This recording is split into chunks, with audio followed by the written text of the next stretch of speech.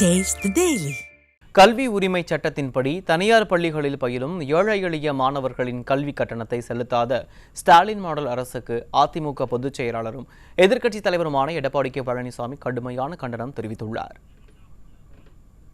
இது குறித்து அவர் வெளியிட்டுள்ள அறிக்கையில், கல்வி உரிமை சட்டத்தின்படி தனியார் பள்ளிகளில் சேர்க்கப்படும் 25% ஏழை எளிய மாணவ மாணவியரின் கல்வி கட்டணத்தை தமிழ்நாடு அரசே செலுத்தும் எனவும், அதிமுக ஆட்சியில் இத்தொகை முழுமையாகவும் முறையாகவும் செலுத்தப்பட்டு வந்தது எனவும் தெரிவித்துள்ளார்.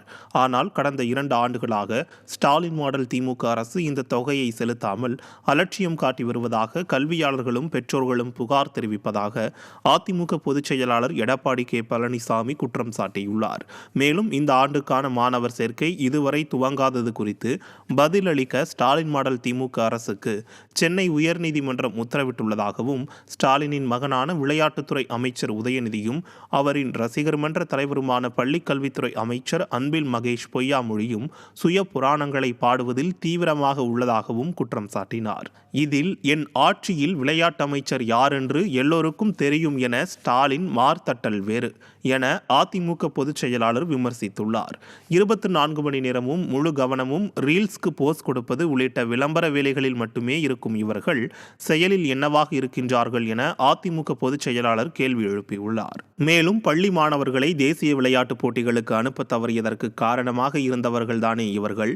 நல்லமைச்சர்கள் எனவும் அதிமுக ஆட்சியின் போது விளையாட்டுத்துறை அமைச்சரை மக்களுக்கு தெரியாது என்கின்றனர் என தெரிவித்துள்ளார். அமைச்சர் பெயர் முக்கியமல்ல, ஸ்டாலின் அவர்களே செயல்தான் முக்கியம் எனவும், அந்த செயல் வீரர்கள் தான் அதிமுக அமைச்சர்கள் எனவும், அது மக்களுக்கு நன்றாக தெரியும் எனவும் அதிமுக பொதுச் செயலாளர் தெரிவித்துள்ளார்.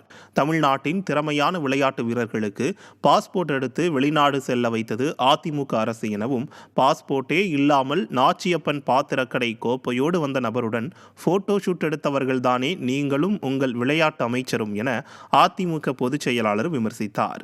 மாணவர்களின் கல்வித் தொகையை செலுத்த வக்கில்லாத இந்த திமுக அரசு இருந்து என்ன பயன் என கேள்வி எழுப்பினார்.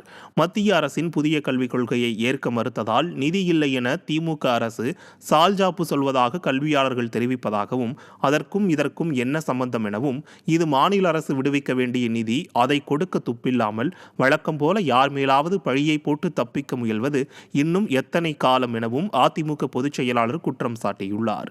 இதைவிட கொடுமை என்னவென்றால், இந்த திட்டத்தில் மாணவர்கள் விண்ணப்பிக்க தேவையான நெட் சேவையும் இந்த ஸ்டாலின் மாடல் அரசால் முடக்கப்பட்டுள்ளதாக தகவல் வருவதாகவும், உடனடியாக கட்டாய கல்வி உரிமை திட்டத்தை முழுமையாக முறையாக செயல்படுத்த வேண்டும் எனவும் அதிமுக பொதுச் செயலாளர் எடப்பாடி கே பழனிசாமி வலியுறுத்தியுள்ளார்.